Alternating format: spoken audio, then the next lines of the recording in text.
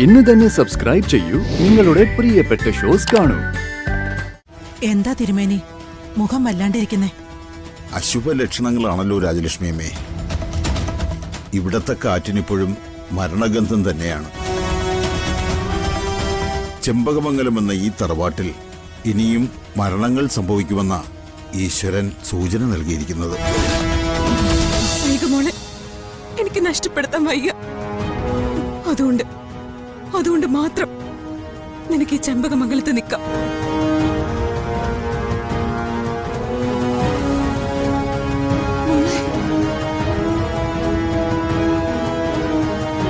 പിന്നെ കാർത്തിയേട്ടന്റെ ഭാര്യ പദവിയുടെ കാര്യം അതെനിക്കാണോ നിനക്കാണോ എന്ന് തീരുമാനിക്കേണ്ടത്? കാർത്തിയേട്ടനല്ലേ? കാർത്തിയേട്ടൻ തന്നെ തീരുമാനിക്കട്ടെ. അതിനി എനിക്കാ മീനാക്ഷി. വെറുതെ മത്സരിക്കാൻ നിൽക്കണ്ട, തോറ്റുപോവേ ഉള്ളൂ.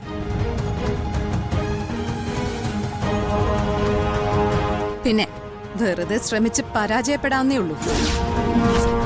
ഇതെല്ലാം കണ്ടും കേട്ടും മനസ്സ് തകർന്നു നിൽക്കുന്ന നിന്നെ ഞാനിനി ഓരോന്ന് പറഞ്ഞ് മനസ്സ് മടുപ്പിക്കുന്നില്ല. നീ ഒന്ന് ശ്രമിച്ചു നോക്ക്, ജയിക്കാൻ പറ്റുമെന്ന്. ഞാൻ ജയിക്കും. എന്റെ കുഞ്ഞിനും കാർത്തിയേട്ടനും വേണ്ടി ഏതറ്റം വരെയും പോവും ഈ മീനാക്ഷി. കാണാം, നമുക്ക് കാണാം.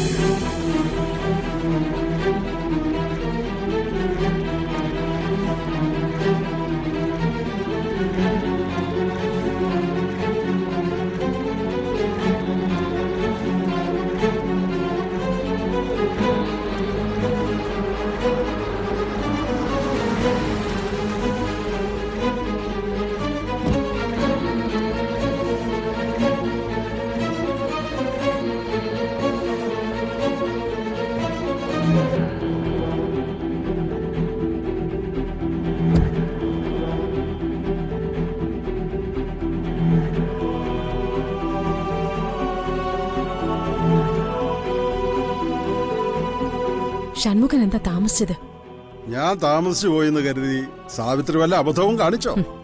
ഞാനെന്ത് കാണിക്കാൻ, ഷൺമുഖനല്ലേ. നമസ്കാരം രാജലക്ഷ്മി അമ്മ. അമ്മയകത്തുണ്ട്, അങ്ങോട്ട് ചെല്ലു.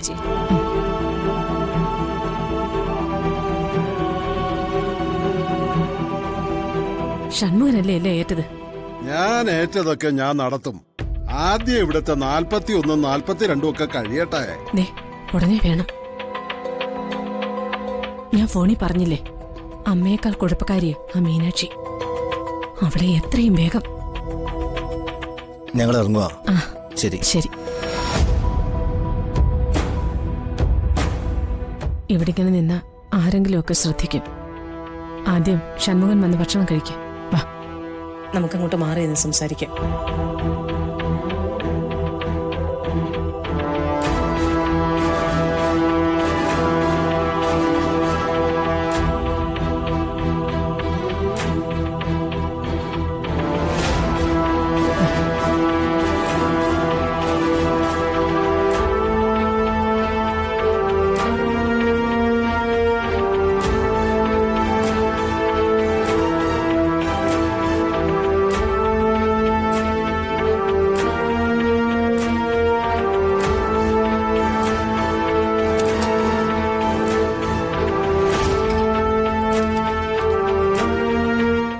ഷൺമുഖൻ ഇരിക്കെ.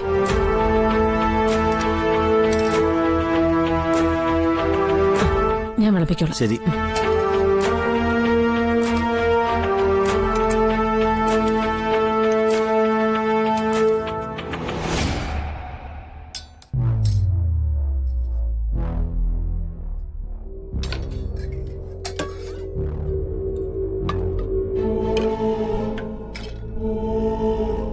സാവിത്രിക്ക് എന്തോ എന്നോട് ചോദിക്കാനുണ്ട്, ശരിയല്ലേ? അതെന്താ ഷൺമുഖൻ അങ്ങനെ ഒരു സംശയം? ഞാൻ ആഹാരം വിളമ്പുന്നോണ്ടാണോ? അല്ല, പെരുമാറ്റമെല്ലാം കൂടെ വെച്ച് ഞാൻ ചോദിച്ചതാ.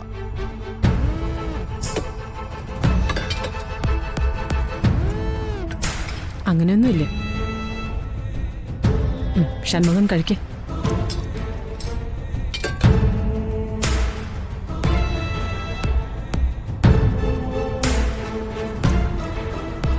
എന്നാലും മീനാക്ഷിയുടെ കാര്യമൊന്നും പറഞ്ഞില്ലേ?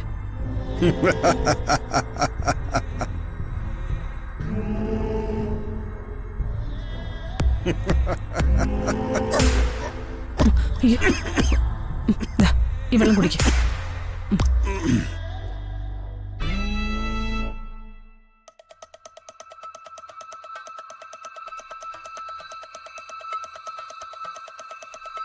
കുഴപ്പമൊന്നുമില്ലല്ലോ അല്ലേ? സാവിത്രേച്ചി എന്താ ഷൺമുഖൻ സാറിന്റെ അടുത്ത്? അതെന്താ മാലതി അങ്ങനെ ഒരു ചോദ്യം? ഷൺമുഖൻ കഴിക്കാനിരുന്നപ്പോ ഞാൻ വിളമ്പി കൊടുത്തു. അതിലെന്താ പ്രശ്നം? എനിക്കൊരു പ്രശ്നമില്ല. മറ്റുള്ളവർക്കൊന്നും ഇല്ലാത്ത ഒരു സ്പെഷ്യൽ വിളമ്പൽ എന്താണെന്ന് ഞാൻ ചോദിച്ചോളൂ. ഷൺമുഖൻ നമ്മുടെ ബിസിനസ് ഡീലർ അല്ലേ? ബിസിനസിന്റെ കാര്യമൊക്കെ സംസാരിക്കാന്ന് കരുതി ഇവിടെ ഒന്ന് നിന്നേ ഉള്ളൂ. നിനക്കിഷ്ടമായില്ലെങ്കിൽ നീ വിളമ്പിക്ക, ഞാൻ പോയേക്കാം. അയ്യോ, അത് വേണ്ട. നിങ്ങളുടെ ബിസിനസ്സും ഡീലിംഗ് ഒക്കെ നടക്കട്ടെ.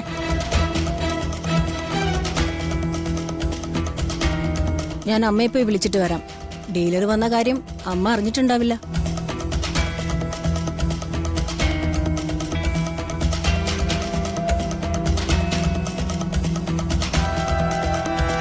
കഴിക്ക്.